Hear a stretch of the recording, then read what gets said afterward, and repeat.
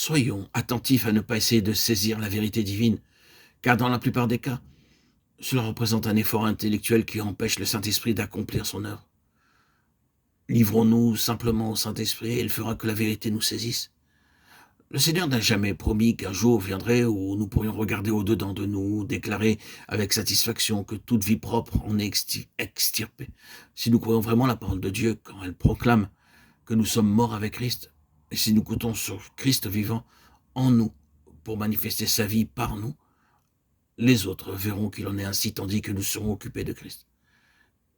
Quand le Saint-Esprit a appliqué la mort de Christ à notre âme et l'a amené ainsi dans une vie de libération réelle, cette expérience doit être maintenue continuellement, en demeurant en lui.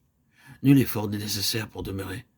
Si nous nous en remettons au Saint-Esprit qui nous gardera en lui, sans que nous en soyons même conscients. Lorsque nous faisons le pas décisif en nous fiant à la parole de Dieu, gardons-nous de tourner nos regards sur nous-mêmes pour voir si l'œuvre se fait et de surveiller pour ainsi dire l'opération de Dieu. Colossiens 2,12. Tandis que nous nous reposons sur sa parole, l'œuvre s'accomplit dans les profondeurs de notre être, par les soins du Tout-Puissant opérateur qui habite en nous.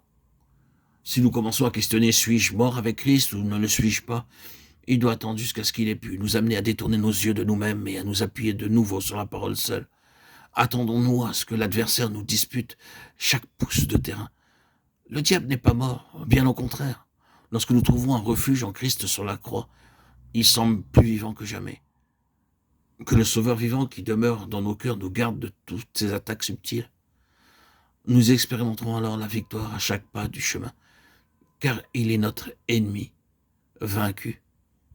Rappelons-nous que c'est en vain que nous demandons à Dieu de nous affranchir de nous-mêmes si nous retenons volontairement une seule chose qui serve les intérêts de la vie propre. En revanche, une pleine délivrance nous sera accordée si en toute sincérité nous permettons à Christ de nous posséder entièrement et si nous déposons à la croix d'une manière toute pratique chaque élément nouveau de la vie propre dès qu'il nous est révélé. Nous ferons bien aussi de nous souvenir que la méthode de Dieu à notre égard est de ne pas permettre qu'une épreuve nous soit enlevée avant que nous ayons cessé de nous regimber contre elle. Par conséquent, il nous est plus avantageux de dire tout de suite « Oui Seigneur ». Oui Seigneur, à ce qui m'arrive. Oui Seigneur, à ta volonté. Pour terminer, la fin que le Seigneur nous accorde, chaque 5-11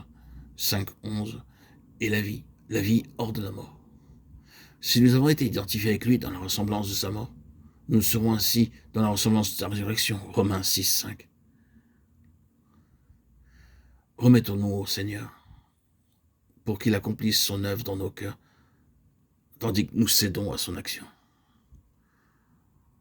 Confions-nous en lui implicitement et obéissons promptement.